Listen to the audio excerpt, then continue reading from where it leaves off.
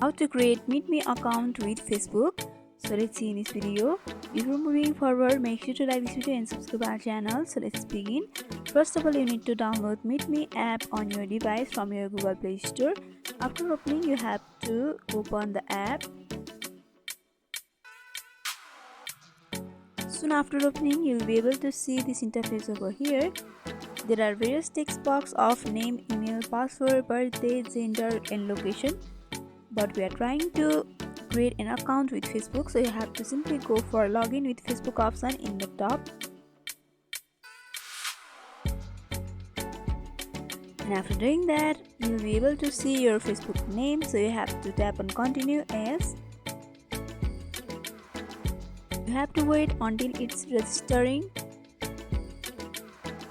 And after a few seconds of registering, you'll be able to create your Meet account. So by following this simple step, you can create Meet Me account with Facebook. So hope this video was helpful.